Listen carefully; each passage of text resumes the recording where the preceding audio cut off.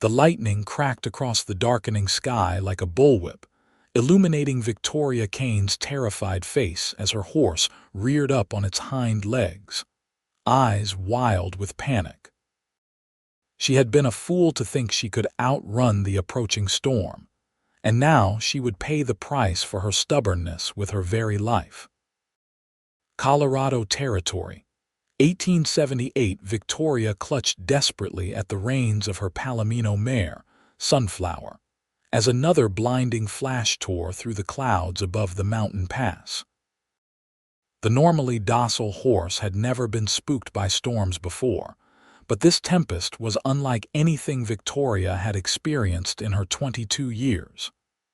The air crackled with electricity, heavy and foreboding, as if nature itself had developed a vendetta against her. "Easy, girl," Victoria soothed, her voice trembling as much as her hands. "We are almost home, just a little farther." But Sunflower would not be calmed. Another thunderous boom echoed through the canyon walls, and the horse bolted, tearing the leather reins from Victoria's gloved hands.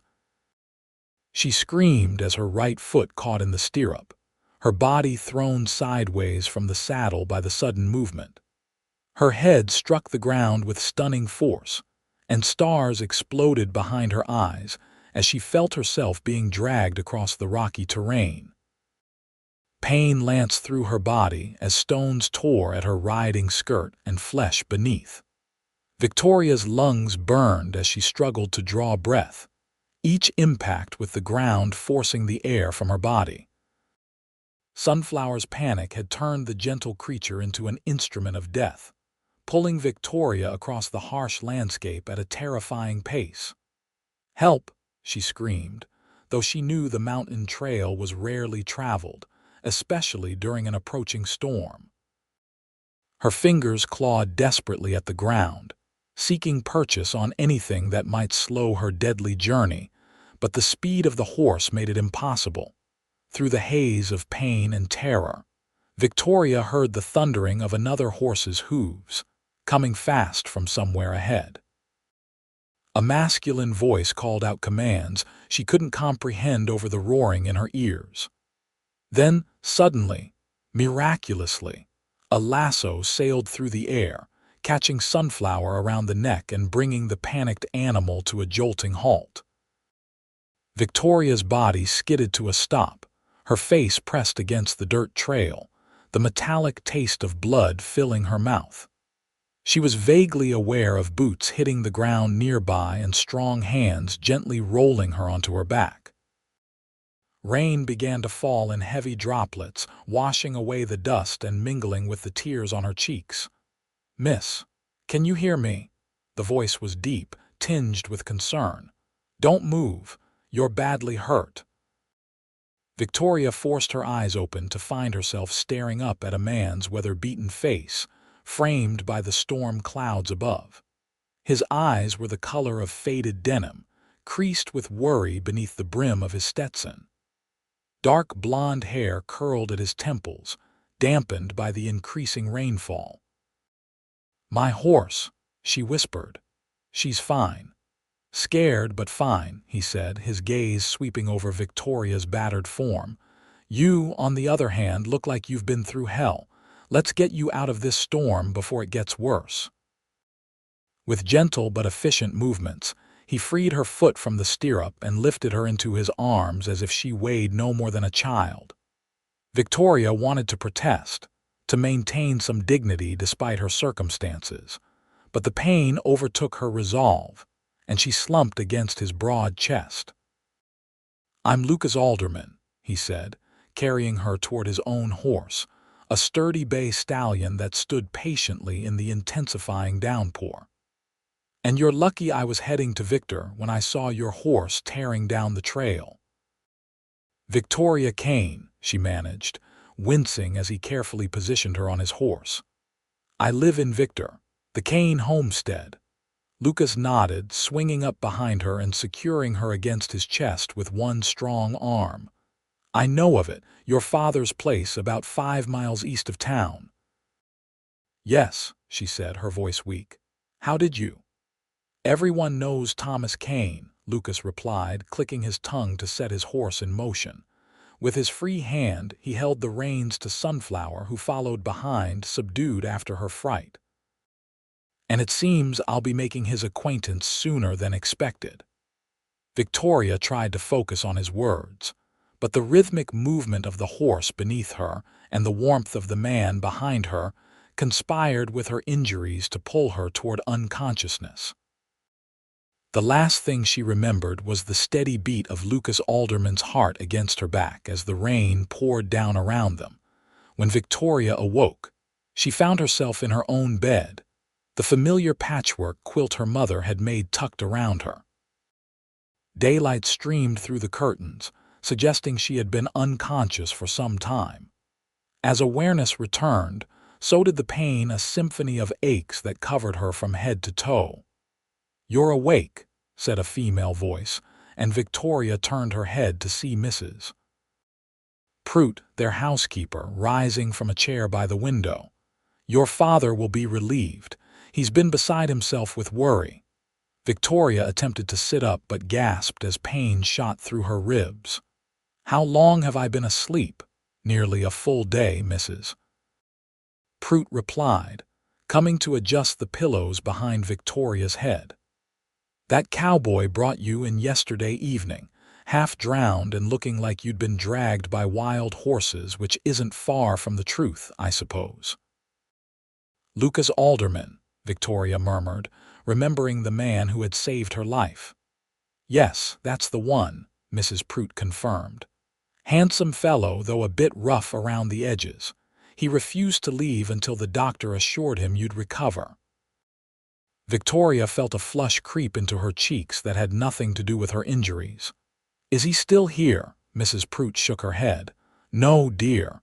Your father offered him lodging for the night, but he declined. Said he had business in town that couldn't wait." She paused, adjusting the quilt. "Though he did ask after you, seemed genuinely concerned." The door opened, and Thomas Kane entered, his imposing figure filling the doorframe. At 52, he was still a formidable man, with broad shoulders and a full beard that had more silver than brown these days. His eyes, the same vivid green as Victoria's own, softened at the sight of his daughter awake. "There's my girl," he said, crossing to the bed and taking her hand in his much larger one. "You gave us quite a fright, Victoria." "I'm sorry, father," she replied. "I should have stayed in town when I saw the storm coming, but I thought I could beat it home." Thomas sighed, shaking his head. "Your mother was just as headstrong, always thought she could outrun trouble." His voice carried the familiar note of wistful sadness that appeared whenever he mentioned his late wife. "The doctor says you've got 2 cracked ribs, a sprained ankle, and more cuts and bruises than he cared to count, but nothing that won't heal with time and rest." Victoria nodded, wincing at the movement. "And Sunflower? Your mare is fine. A bit shaken, but otherwise unharmed," her father assured her. "That young man who brought you home, Alderman, he took good care of her too, got her settled in the stable before he even carried you inside." Victoria's thoughts returned to her rescuer, to the strength and gentleness with which he had handled her. "Do you know him, father?" Thomas stroked his beard thoughtfully. "Can't say that I do. He mentioned he's newly arrived in these parts. Came from Wyoming Territory, looking for work. Said he heard the Silver Spur mine was hiring experienced men." The Silver Spur was the largest of the silver mines that had sprung up around Victor in recent years, transforming the small settlement into a thriving town almost overnight. Victoria's father had wisely invested in the mine early on, which was why the Kane homestead was one of the most prosperous in the area. "Well, I owe him my life," Victoria said quietly. "If he hadn't come along when he did—" "Don't think on it," her father interrupted, his face darkening at the thought of what might have happened. "You're safe now, and that's what matters." He rose to his feet. "Mrs. Prout will bring you some broth, and then you should rest. Doctor's orders." As he reached the door, he turned back. "Oh, and Victoria, young Alderman said he'd call again tomorrow to check on your condition. I told him you'd be pleased to thank him properly." With that, Thomas left, closing the door behind him. Victoria sank back against her pillows, her thoughts swirling.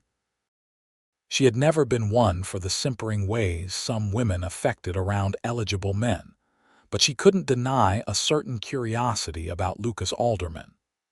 A man who would risk his own safety to save a stranger during a dangerous storm was rare indeed.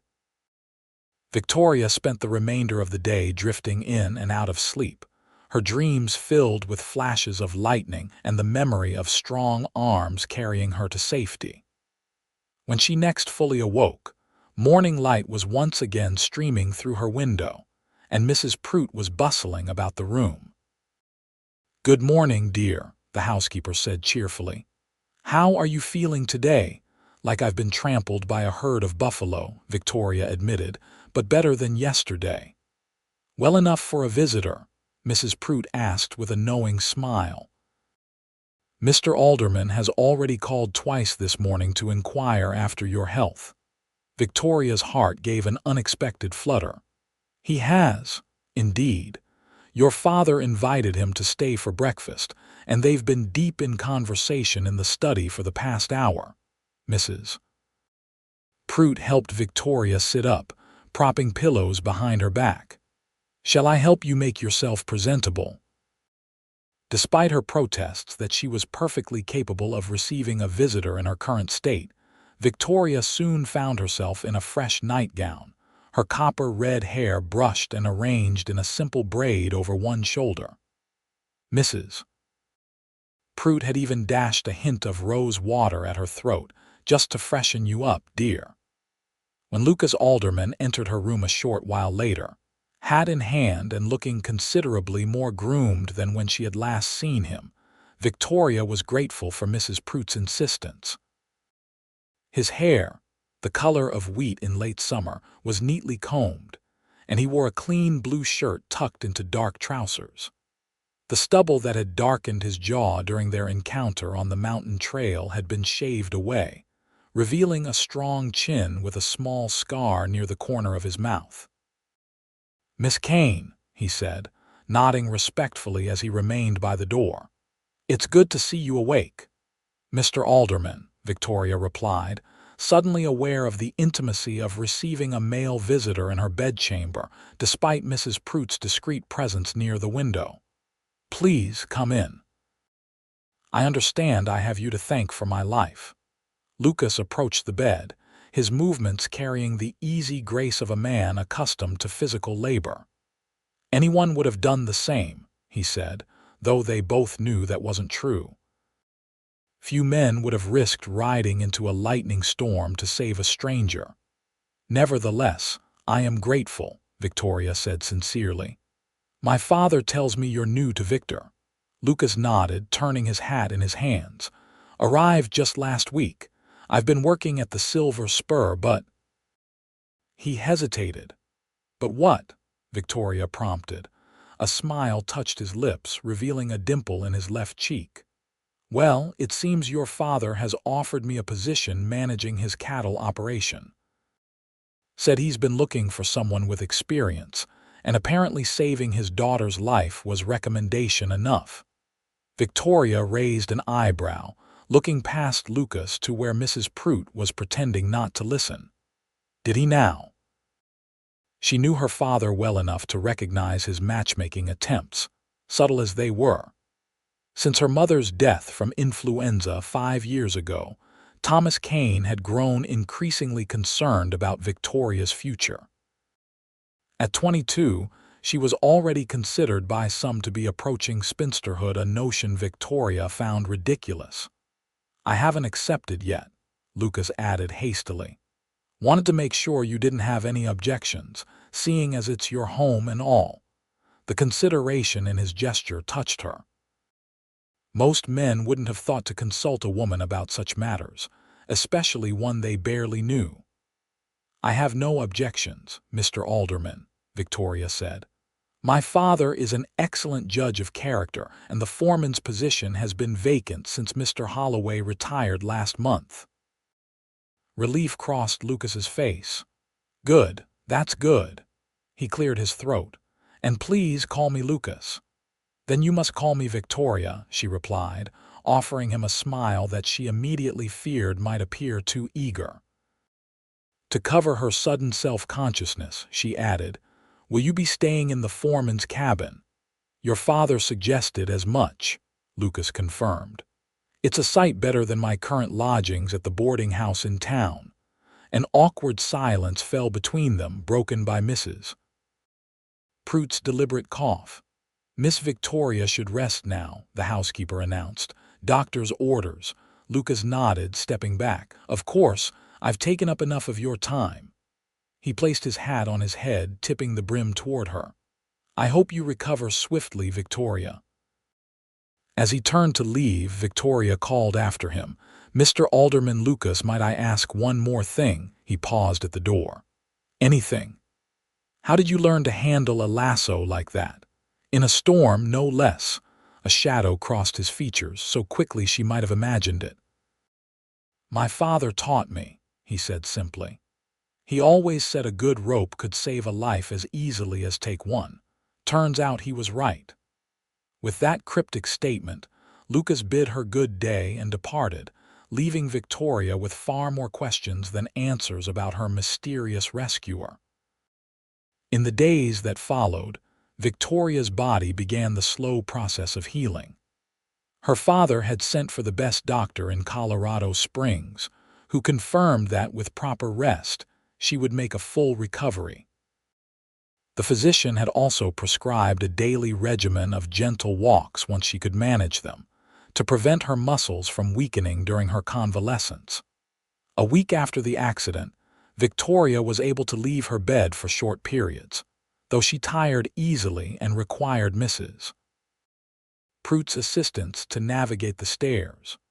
On her first venture to the parlor, she was surprised to find a vase of wildflowers on the side table, columbines, lupines, and Indian paintbrush gathered from the meadows surrounding the homestead. "Mr. Alderman brought those this morning," Mrs. Prute informed her with barely concealed delight. "Said he thought you might appreciate something cheerful while you're cooped up indoors." Victoria touched the delicate petals of a blue columbine, oddly moved by the thoughtful gesture. That was kind of him.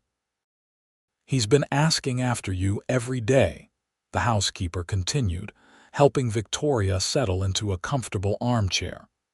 "Your father says he's already making improvements to the cattle operation. Proposed some new breeding techniques that could increase our stock's hardiness for the mountain winters." Victoria wasn't surprised. In the brief interactions she'd had with Lucas during her recovery, mostly short visits, when he came to report to her father, she'd sensed an intelligence behind his quiet demeanor that went beyond his obvious physical capabilities. "Mrs. Prute," she said suddenly, "what do you know about Lucas Alderman? Where he comes from, his family?" The older woman's expression grew thoughtful as she arranged a blanket over Victoria's lap. "Not much, truth be told. He's not one for talking about himself. Your father mentioned he was raised on a ranch in Wyoming, and that his parents are deceased. He did say something about Lucas having served in the war, though he'd have been just a boy when it ended. The Civil War had concluded 13 years ago, which meant Lucas would have been very young indeed if he had fought. Perhaps he had lied about his age to enlist, as many boys had done. The thought of him as a young soldier made Victoria's heart ache in a way she couldn't quite explain. "He keeps to himself mostly," Mrs. Prute continued, "though he's unfailingly polite to everyone on the ranch.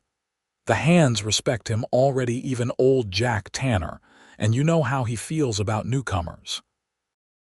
Victoria smiled at the mention of their longest-serving ranch hand, a grizzled veteran of the Mexican-American War who viewed anyone who hadn't been born in Colorado territory with deep suspicion.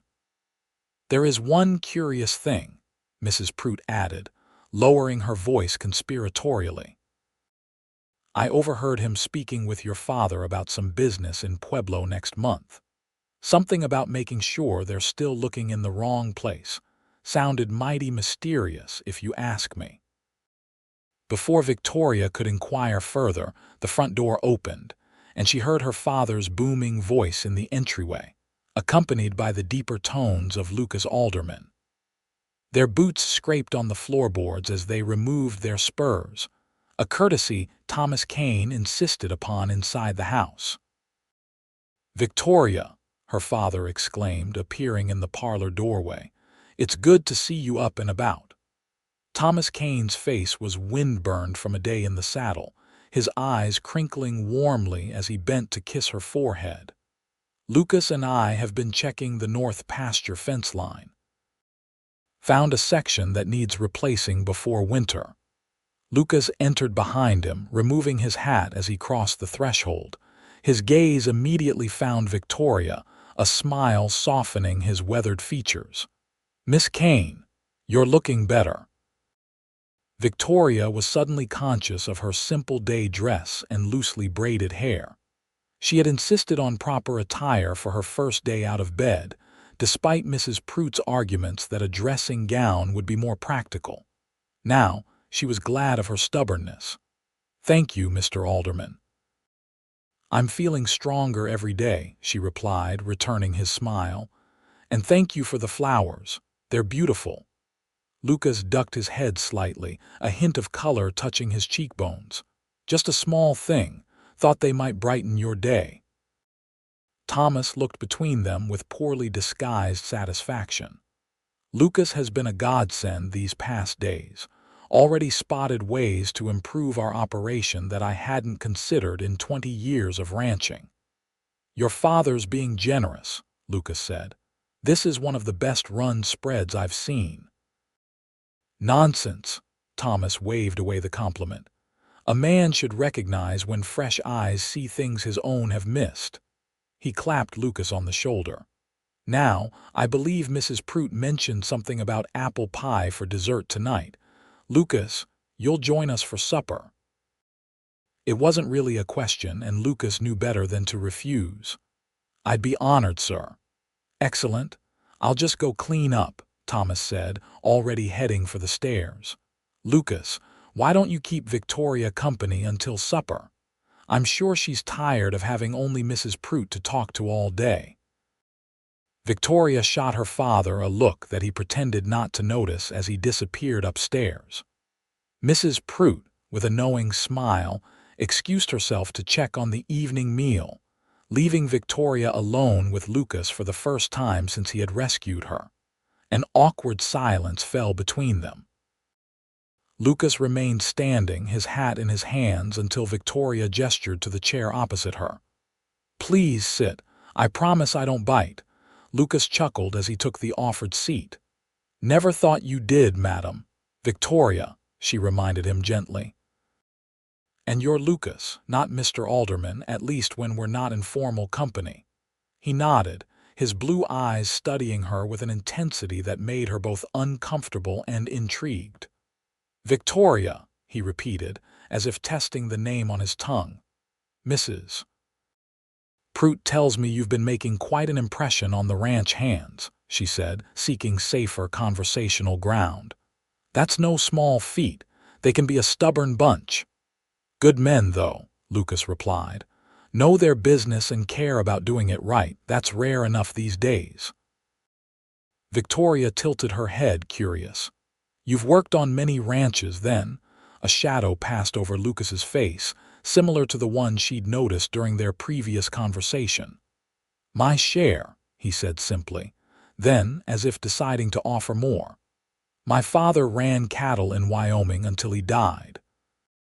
After that I drifted some. Worked ranches from Montana to New Mexico."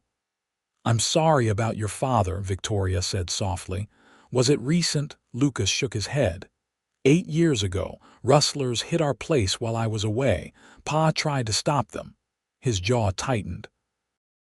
"By the time I got back, it was too late." Victoria's heart constricted at the pain evident in his voice. "That's terrible. Were the men caught?" "Some," Lucas said, his tone flat. "Not all." He seemed about to say more, then visibly changed course. "What about you? Your father mentioned your mother passed away. It must have been hard, being raised without her." Victoria appreciated his attempt to shift the conversation, though the subject remained painful. "I was 17 when she died. Influenza took her 5 winters ago. I had her longer than many are fortunate enough to have their mothers, but still."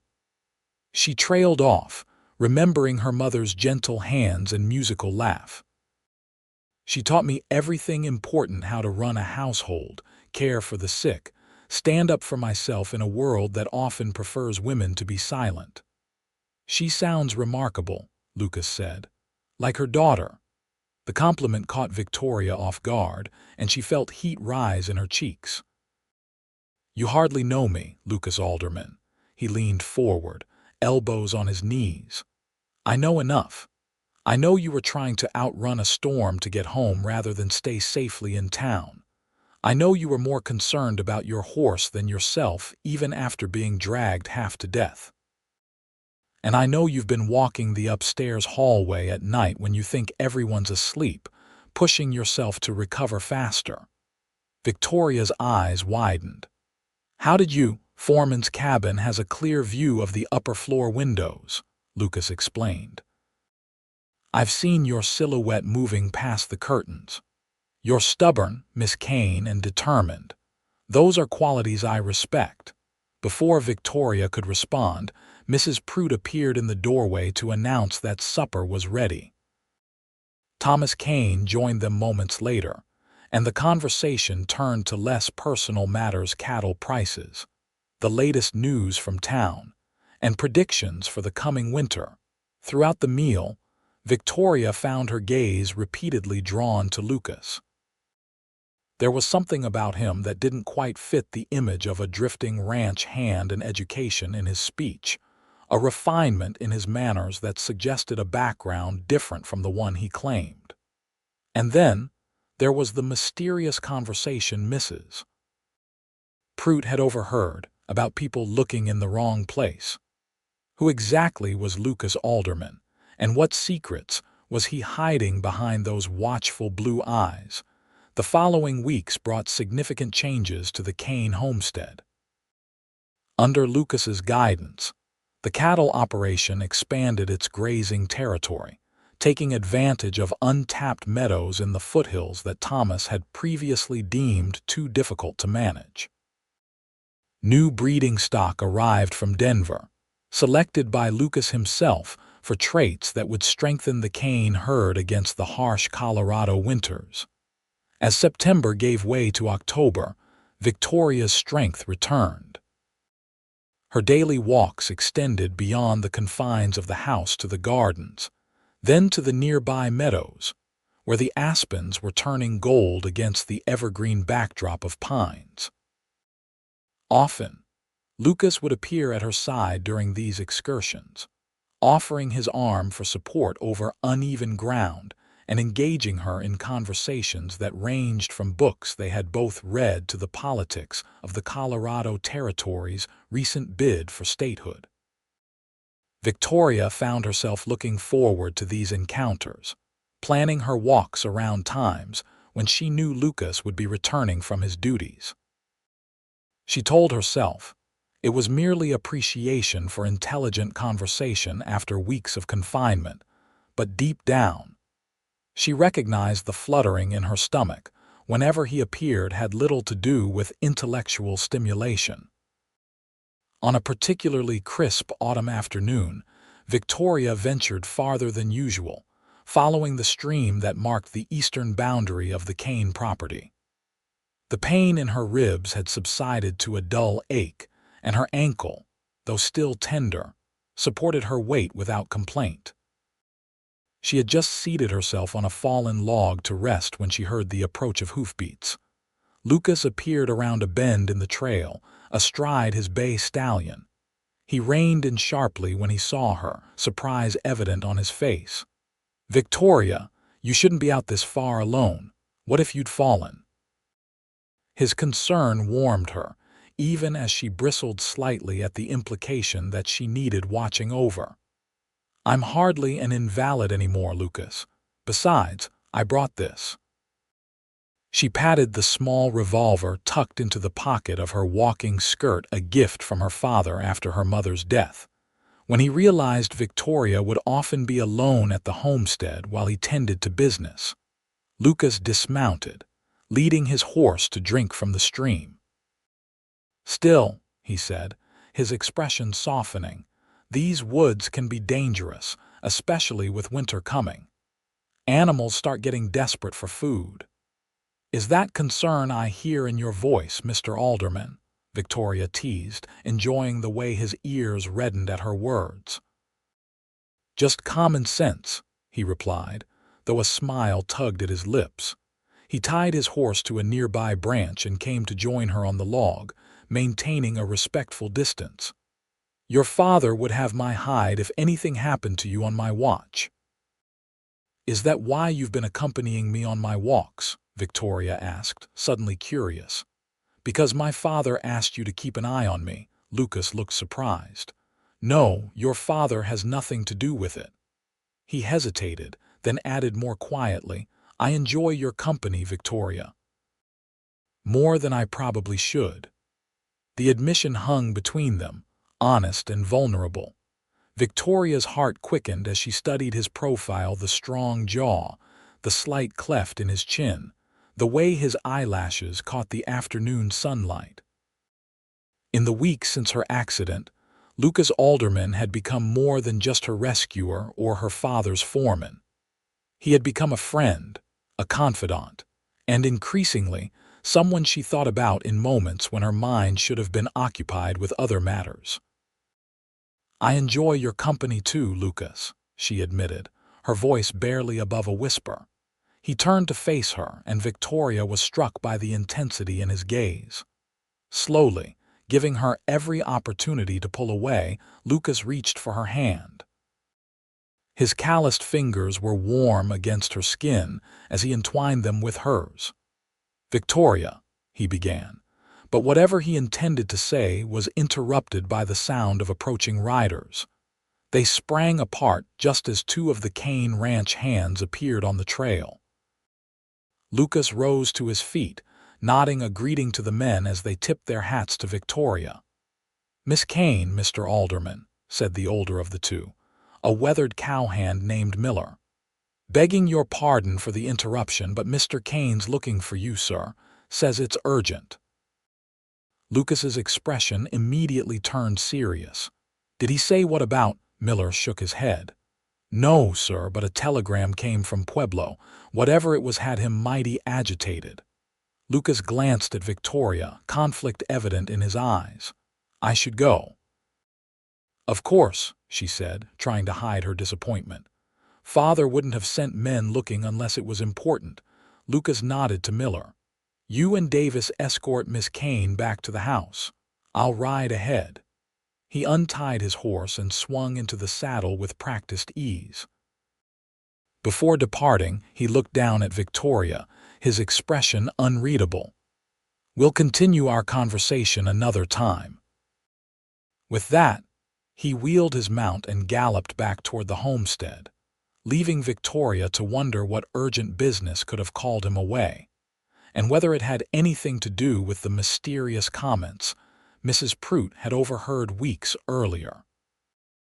By the time Victoria returned to the house, escorted by the two ranch hands as Lucas had instructed, both her father and Lucas were nowhere to be found. Mrs. Prout informed her that the men had ridden into Victor immediately after Lucas's return, with Thomas mentioning only that they had business to attend to and would return by nightfall.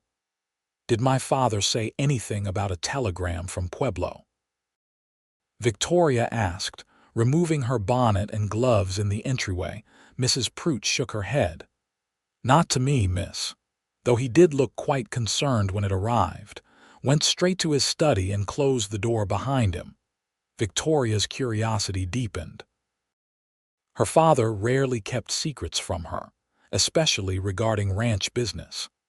Whatever had been in that telegram, it was clearly not something Thomas Kane wanted his daughter to know about. As the afternoon stretched into evening and then into night with no sign of the men, Victoria's concern grew. She paced the parlor, alternating between worry for their safety and frustration at being left in the dark. When the grandfather clock in the hallway struck 10, she had made up her mind to saddle a horse and ride into town herself when the sound of approaching riders finally reached her ears. She rushed to the front door, flinging it open just as her father and Lucas dismounted. Thomas looked exhausted, the lines in his face deeper than usual. Lucas's expression was grim, his eyes darting to Victoria with something that looked suspiciously like guilt. "Where have you been?" Victoria demanded, her relief at their safe return quickly giving way to anger. "I was worried sick." Thomas crossed to her, placing a reassuring hand on her shoulder. "I'm sorry, daughter. Our business took longer than expected." He glanced back at Lucas, who was removing the saddles from their horses. "We have much to discuss, but it can wait until morning. It's been a long day." "Father," Victoria began, but Thomas shook his head firmly. "Tomorrow, Victoria, please." The weariness in his voice silenced her protests. With a final squeeze of her shoulder, he moved past her into the house. Lucas approached more slowly, the saddles slung over his shoulders. "You should listen to your father," he said quietly. "Get some rest, while you two keep me in the dark about whatever has you both so concerned." Victoria crossed her arms over her chest. "I'm not a child, Lucas. Whatever is happening, I deserve to know." For a moment, it seemed he might agree with her, then his expression hardened. "It's not my place to go against your father's wishes, Victoria. Good night." He strode past her toward the barn, leaving Victoria seething with frustration and an increasing sense that something significant was being hidden from her. Despite her father's request, she had no intention of waiting until morning for answers. Once the house had settled for the night, she would seek out Lucas at the foreman's cabin. If anyone would give her straight answers, it would be him, especially after the moment they had shared by the stream earlier that day. But Victoria's plans were thwarted before they could begin. As she prepared to slip out of the house shortly after midnight, a soft knock came at her bedroom door. She opened it to find her father standing in the hallway, still fully dressed. "May I come in?" he asked, his voice heavy with fatigue. Victoria nodded, stepping back to allow him entry. Thomas closed the door behind him and moved to the small sitting area near the window, lowering himself into a chair with a sigh that seemed to come from his very soul. "I know you're planning something foolish, like confronting Lucas tonight," he said without preamble. "That's why I'm here instead of in my bed where a man my age should be at this hour." Victoria had the grace to look abashed. "How did you know?" Thomas gave her a tired smile. "Because you're your mother's daughter through and through, never could stand being kept in the dark." He gestured to the chair opposite his. "Sit down, Victoria. It's time I told you some things I should have shared long ago." Victoria complied, curiosity replacing her indignation. "This is about the telegram from Pueblo, about Lucas," her father nodded, rubbing a hand over his face. "Partly. But it starts before Lucas arrived here." He took a deep breath, as if steeling himself. "What do you know about the Alderman gang?" Victoria frowned, searching her memory. "The outlaws. I've read about them in the newspapers. They robbed banks and trains across Wyoming and Colorado a few years back. Their leader was hanged in Cheyenne, if I recall correctly." "James Alderman," Thomas confirmed, "but they never caught his younger brother, William. He vanished after the gang was broken up, along with a significant amount of the money they had stolen." Victoria's mind raced ahead, making connections that seemed impossible yet inescapable. "Lucas," she whispered. "His last name." Thomas nodded grimly. Lucas Alderman is William Alderman's son. The revelation struck Victoria like a physical blow. "No," she said, shaking her head in denial. "That can't be right. Lucas is. He's decent, honorable. He saved my life." "Yes, he did," Thomas agreed. "And yes, he is those things. But he's also been living under an assumed identity for years, running from a past that wasn't of his making." Victoria's thoughts whirled. "I don't understand. If Lucas is William Alderman's son, why is he here? Why use his real last name? And how do you know all this?" Thomas sighed, looking suddenly much older than his 52 years. "Because I've been helping him clear his name for the past 3 months." As Victoria stared at him in astonishment, Thomas Kane began to explain. He had known William Alderman years ago, before the war, when they had both worked cattle drives in Texas. William had been a good man then, but the war changed him, as it changed many. He returned home broken in body and spirit, falling in with his elder brother's outlaw gang out of desperation rather than malice. William wasn't like James, Thomas insisted. He was no killer. He rode with the gang, yes, but he tried to keep them from violence whenever possible. When things went too far, he tried to leave to take his young son and start fresh somewhere else. "Lucas," Victoria murmured, pieces falling into place. "The father he spoke of, who died at the hands of rustlers." Thomas nodded. "James wouldn't let William leave. Sent men after him, claiming they were after rustlers who had hit their ranch. They killed William in front of Lucas, who was just 15 at the time. The boy barely escaped with his life."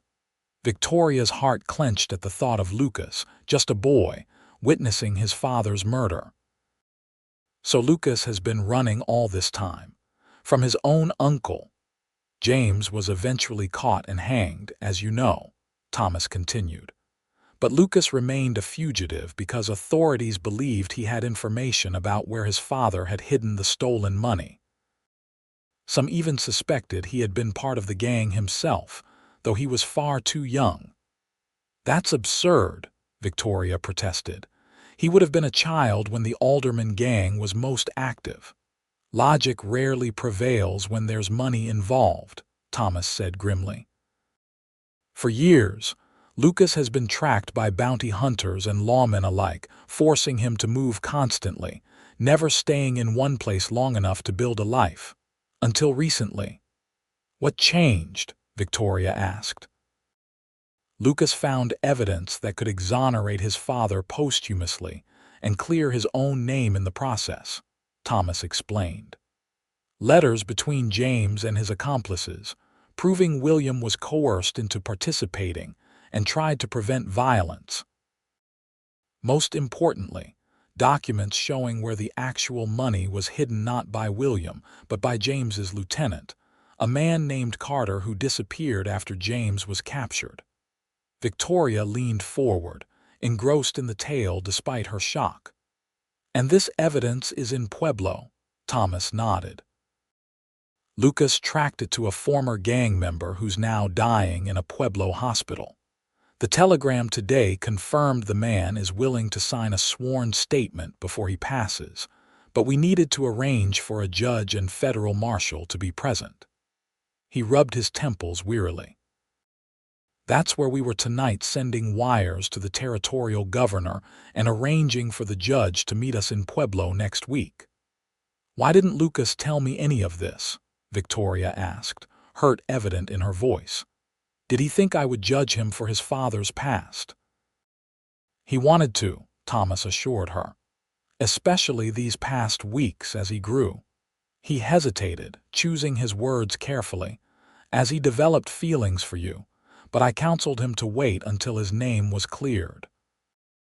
I didn't want you involved in something that could still turn dangerous if Carter's associates discover what Lucas is doing."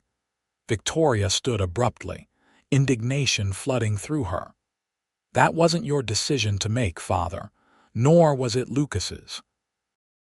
I'm a grown woman, capable of understanding complicated situations and making my own choices about who to trust. Thomas rose as well, his expression softening. You're right, of course.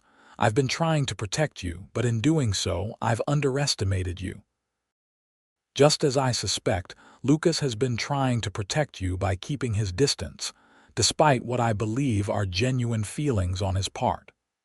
Victoria's anger faltered at her father's words.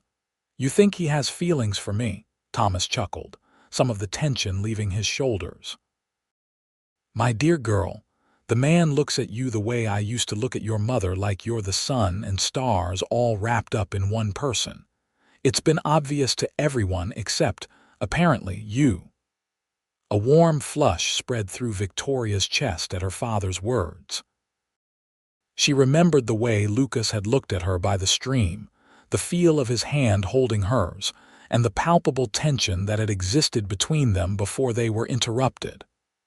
What happens now? She asked, her voice steadier than she felt. Lucas and I leave for Pueblo in 2 days, Thomas replied. With luck, we'll return with the evidence and witness testimony needed to clear his name once and for all. After that, he spread his hands. After that, I suspect the decision will be his and yours. Victoria nodded, absorbing everything she had learned. Part of her was hurt that Lucas had kept such significant secrets from her, yet another part understood his caution. A lifetime of running and hiding would not easily give way to trust, even for someone as forthright as Victoria Kane. I want to speak with him, she said finally. Before you leave for Pueblo, I need to hear the truth from him directly. Thomas considered her request, then nodded. That's fair. I'll arrange it for tomorrow. He moved toward the door, pausing with his hand on the knob. Victoria, whatever you decide, know that I believe Lucas Alderman to be a good man who has been dealt a difficult hand in life. His father would be proud of the person he's become, despite everything. After her father left, Victoria stood at her window, gazing out at the moonlit landscape.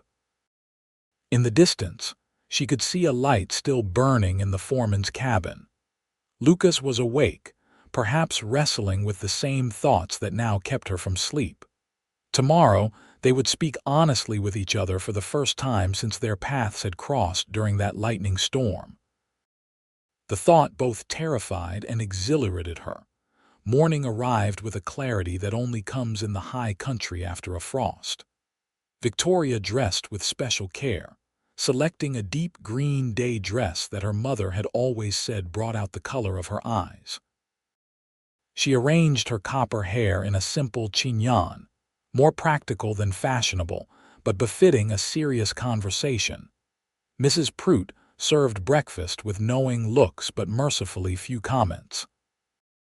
Thomas had already departed for Victor on business, leaving a note for Victoria that Lucas would meet her in the garden at 10 o'clock. As the appointed hour approached, Victoria found herself pacing the paths between her mother's carefully tended rose bushes, now dormant for the winter. The garden had been Elizabeth Kane's pride, a splash of color and civilization in the rugged Colorado wilderness. Victoria had maintained it after her mother's death, finding solace in the rhythmic tasks of planting, pruning, and harvesting. At precisely 10, the gate latch clicked. Victoria turned to see Lucas entering the garden, hat in hand. He was dressed in his usual attire, practical work clothes, though she noted he wore a clean shirt and had taken extra care with his appearance. His expression was guarded but determined as he approached. "Your father told me he spoke with you last night," Lucas said without preamble. "So you know who I am." Victoria met his gaze steadily.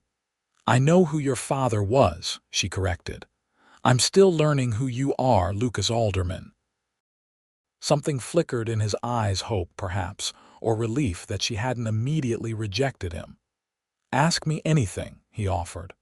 "I'm done with secrets, Victoria, at least where you're concerned."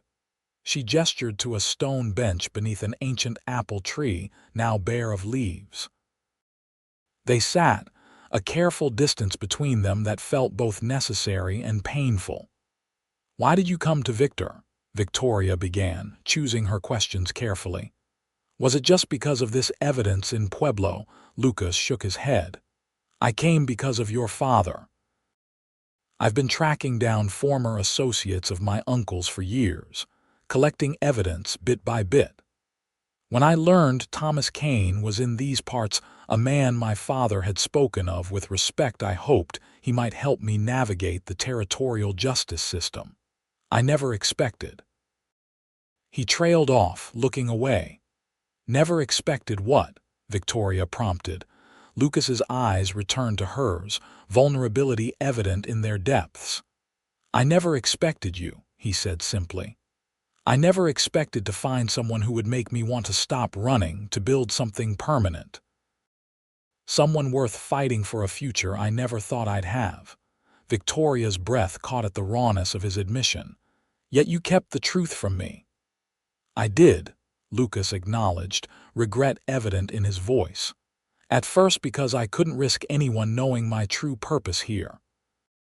Then, as I grew to care for you, because I was afraid of how you would look at me if you knew my family's legacy." His hands tightened on the brim of his hat. "I've seen that look too many times, Victoria, the suspicion, the judgment, the fear. I couldn't bear to see it in your eyes."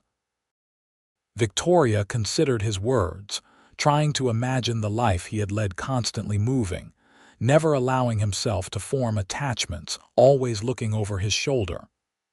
"The night you saved me," she said slowly, "you risked exposure to help a stranger. You could have ridden past, kept to the shadows. Why didn't you?" A hint of a smile touched Lucas's lips. "Some choices aren't really choices at all," he said. "I saw you in trouble and nothing else mattered. Not my safety, not my secrets, just reaching you in time." The simple honesty of his answer moved her more than any elaborate explanation could have. "And after," she pressed, "when you realized who I was, that I was Thomas Kane's daughter, did you see me as an opportunity to get closer to my father?" Lucas flinched as if she had struck him. "No," he said firmly. "Never. If anything, I tried to keep my distance once I realized whose daughter you were. I didn't want to complicate my arrangement with your father or put you at risk if someone was tracking me." His expression softened. "But you made that impossible, Victoria Kane. Every day, every conversation, every smile made it harder to remember all the reasons I should stay away." Victoria felt the last of her anger melting away, replaced by a deeper understanding of the man before her. "My father seems to think you have feelings for me," she said, her voice steadier than her racing heart. Lucas held her gaze, no longer hiding the emotion in his eyes. "Your father is an observant man. And are you going to tell me about these feelings?" Victoria challenged, a hint of her usual spirit returning. "Or am I expected to guess?" The corner of Lucas's mouth quirked upward. "I thought I already had, but if you need it stated plainly." He set his hat aside and with deliberate care took her hands in his. "I'm in love with you, Victoria Kane.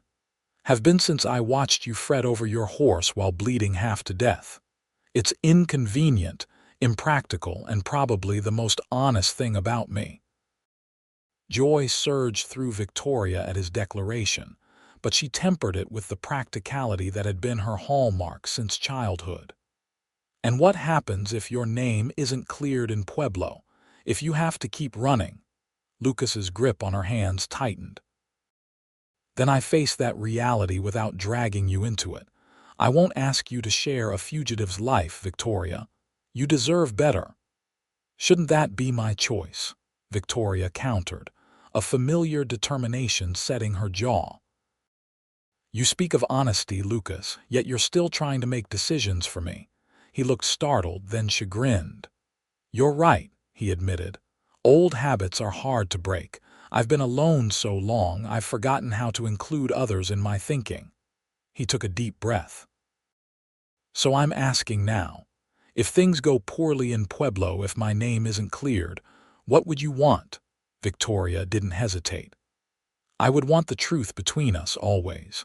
And I would want the chance to decide for myself if your battles are worth fighting alongside you." Lucas's eyes widened, hope and disbelief warring in his expression. "You would consider that? A life of uncertainty?" "Life is always uncertain," Victoria replied simply. "My mother taught me that. We make our choices based on what matters most to us, not on guarantees of safety or comfort." She leaned forward, her green eyes intent on his blue ones. "You matter to me, Lucas Alderman. More than I thought possible after such a short acquaintance. If that means facing uncertainty, then so be it." For a moment, Lucas seemed unable to speak, overcome by the depth of her commitment. Then, with exquisite gentleness, he raised one hand to cup her cheek. "Victoria Kane," he murmured, "you are the bravest, most remarkable woman I have ever known." "Are you going to kiss me now?" Victoria asked, her voice barely above a whisper. "Because if you're waiting for a more romantic moment, I should warn you that my patience has limits." Lucas laughed, the sound rich and unguarded, perhaps the first truly carefree laugh she had heard from him. "Far be it from me to test those limits," he said, and leaned forward to press his lips to hers. The kiss was gentle at first, respectful of boundaries still being defined between them. But as Victoria responded, her hands moving to his shoulders, Lucas deepened the embrace, one arm circling her waist to draw her closer. In that moment, with the autumn sun warming their faces and the scent of frost touched earth around them, Victoria felt as if she had found a place she had always been meant to occupy here, in the arms of a man who had risked everything to save her, and who might now be the salvation she hadn't known she needed. When they finally parted, both slightly breathless, Lucas rested his forehead against hers. "I leave for Pueblo tomorrow with your father," he said. "With luck, I'll return a free man with a future to offer you. And if luck isn't with you?" Victoria asked, needing to hear his commitment once more. Lucas smiled, tucking a stray strand of hair behind her ear. "Then I return anyway to face whatever comes next with you at my side if you'll have me." "I will," Victoria promised, sealing her words with another kiss. The journey to Pueblo was fraught with tension for Lucas and Thomas. Victoria maintained the ranch operations in their absence, channeling her anxiety into productive work rather than idle worrying. Each day she checked with the telegraph operator in Victor for news, but none came until the afternoon of the 5th day. The message, addressed to Victoria, was brief but clear. "Testimony secured. Stop. Judge convinced. Stop. Returning tomorrow with cleared name. Stop. Lucas." Relief flooded through her as she read the words. Lucas was coming home to the Kane ranch, to her with his future finally his own to determine. Victoria spent the evening in a flurry of activity, directing Mrs. Prout in preparing a celebratory dinner and making sure Lucas's cabin was comfortable for his return. The following day dawned clear and cold, with the promise of snow in the air. Victoria rose early, too restless to sleep, and busied herself with chores until mid-afternoon, when the sound of approaching horses drew her to the front porch. Thomas and Lucas rode side by side up the long drive to the house, their postures relaxed in a way they hadn't been when they departed. Behind them came a third rider, a man in the formal attire of a federal marshal, his badge catching the sunlight as they approached. Victoria's heart skipped as Lucas's eyes found hers.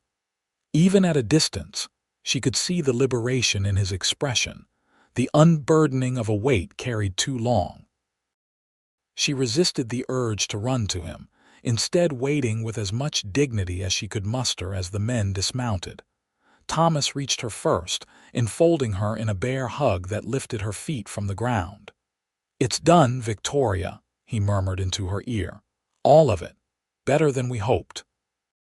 He released her as Lucas approached, his steps measured but purposeful. The federal marshal hung back, giving them space for their reunion. "Victoria," Lucas said, stopping before her with his hat in his hands. His eyes held a light she had never seen before, clear, unguarded, full of promise. "Mr. Alderman," she replied formally, though her smile betrayed her attempt at composure. "I understand congratulations are in order." "They are," he confirmed, his own smile breaking through. "William Alderman has been officially exonerated of the violent crimes attributed to the Alderman gang. And his son," he added with a glance toward the marshal, "has been cleared of all suspicion." "That's wonderful news," Victoria said, her composure finally cracking as joy overtook her. "I'm so happy for you, Lucas." Lucas glanced at Thomas, who nodded encouragingly.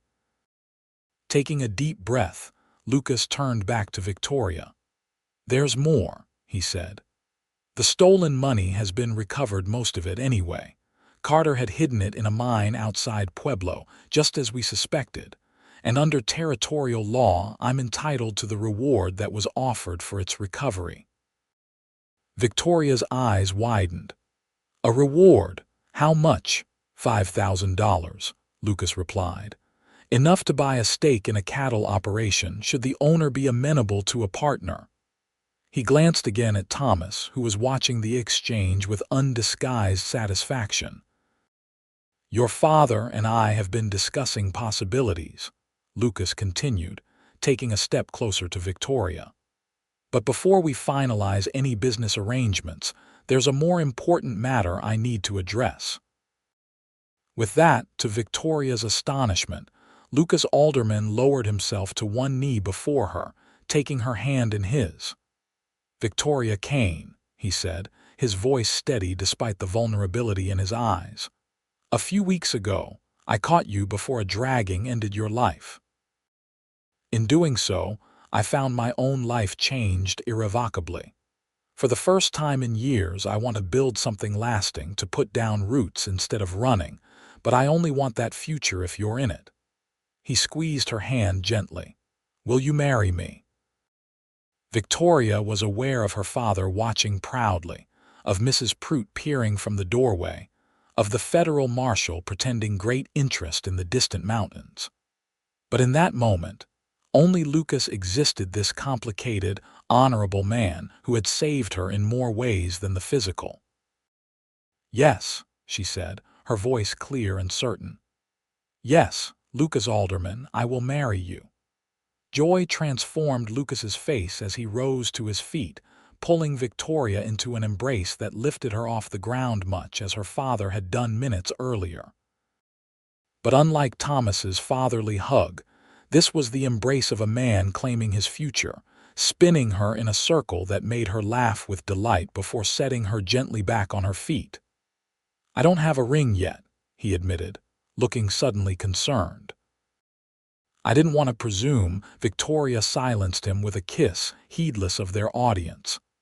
"We have time for rings," she assured him when they parted. "We have time for everything now." Over the following weeks, the Kane homestead buzzed with activity. Lucas and Thomas formalized their partnership in the cattle operation, with Lucas investing his reward money to expand their breeding program. The foreman's cabin was abandoned as Lucas moved into the main house, occupying the guest room until the wedding could take place. Victoria insisted on a spring ceremony, wanting the symbolism of new beginnings. The months of waiting were filled with planning, preparations, and stolen moments between the engaged couple that Mrs. Prout pretended not to notice when she happened upon them in various corners of the house. Word spread quickly through Victor and the surrounding communities about Lucas Alderman's exoneration and engagement to Thomas Kane's daughter. Some whispered about his connection to the infamous outlaw gang, but Thomas's standing in the community and Lucas's own reputation for fairness and hard work soon silenced most of the gossip. The wedding took place on a perfect May morning in 1879, with the mountains still capped with snow but the valley bursting with new growth. The ceremony was held in the garden Elizabeth Kane had created, now tended by her daughter and blooming with early roses and columbines. Victoria wore her mother's wedding dress, altered by Mrs. Prout's skilled hands to fit her taller frame. Lucas, unrecognizable from the wary drifter who had arrived in Victor less than a year earlier, stood tall in a new suit, his face open and hopeful as he watched his bride approach on her father's arm.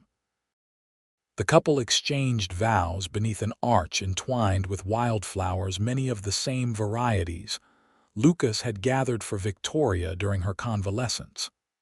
The federal marshal who had helped clear Lucas's name stood as his best man, a testament to how completely his life had transformed.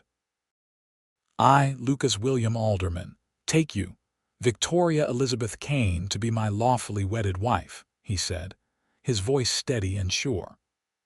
"To have and to hold from this day forward, for better or worse, for richer or poorer, in sickness and in health, to love and to cherish, until death do us part."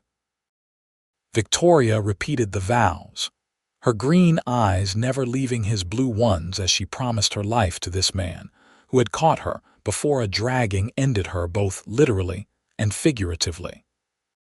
As they sealed their commitment with a kiss, cheers erupted from the gathered friends, ranch hands, and townspeople who had come to witness the union of two people whose love story had begun in the most unexpected of circumstances. The celebration continued into the evening, with dancing in the barn and enough food to feed half the county. As twilight fell, Lucas led his new wife away from the festivities to a quiet spot overlooking the valley. In the distance, storm clouds gathered over the mountains, lightning occasionally illuminating their massive forms, a reminder of the tempest that had brought them together. "Are you happy, Mrs. Alderman?" Lucas asked, his arms encircling her waist from behind. Victoria leaned back against his chest, savoring the strength and warmth of him. "Deliriously so, Mr. Alderman," she replied. "Though I must admit, I never imagined when I set out during that storm last autumn that I would end up here, married to the man who saved me." Lucas chuckled, the sound reverberating through her. "And I never imagined when I decided to brave that same storm that I would find not just the help I sought from your father, but the love I never knew I needed from his daughter." Victoria turned in his arms to face him, framing his face with her hands. "Promise me something, Lucas." "Anything," he replied without hesitation. "Promise me that no matter what storms come our way in the future, we'll face them together. No more secrets, no more carrying burdens alone. Partners in everything." Lucas's expression softened as he covered her hands with his own. "I promise, Victoria, from now until the end of our days."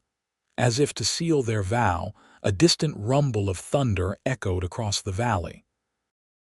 But unlike the storm that had nearly claimed Victoria's life months earlier, this one brought no fear, only the comforting knowledge that whatever nature or life might throw at them, they would weather it together.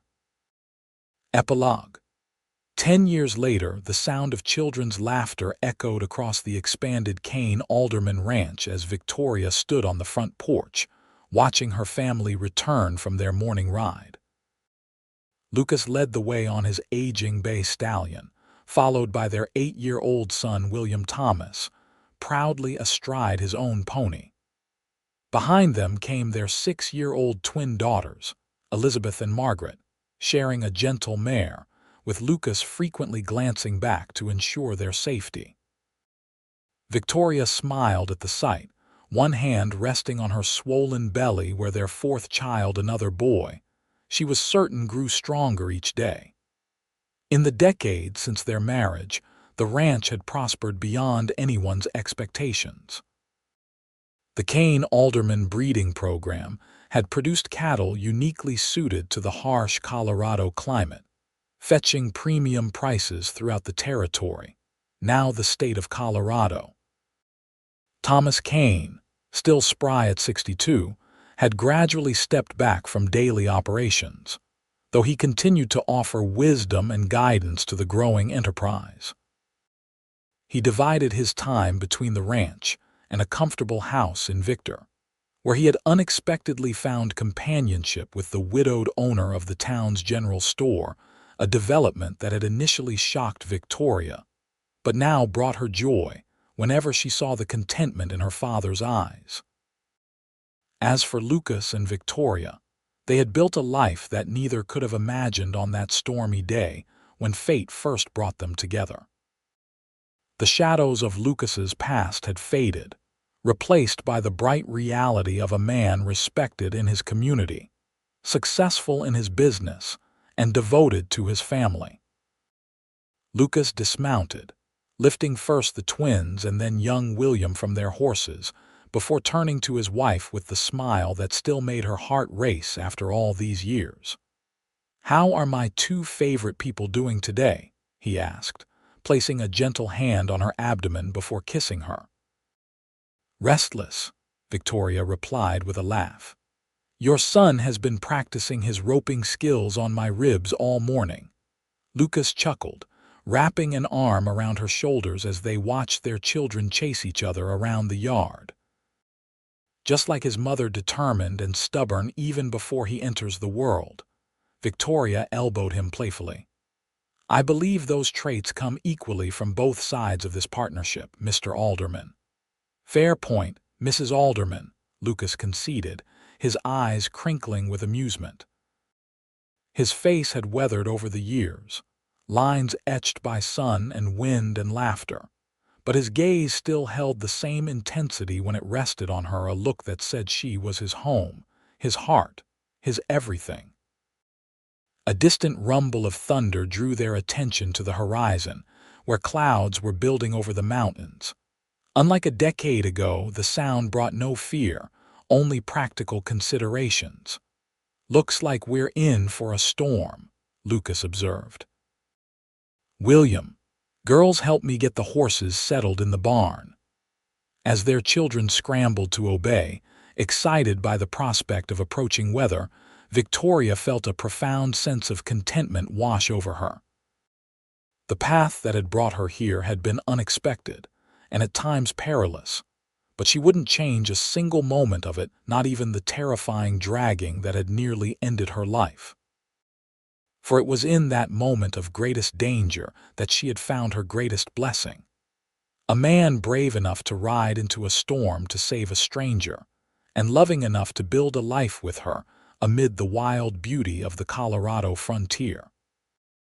As the first drops of rain began to fall, Victoria Kane Alderman stepped back into the home she had created with Lucas, secure in the knowledge that whatever storms might come, they would weather them together just as they had promised on their wedding day, just as they had proven every day since. And in this knowledge, there was perfect peace.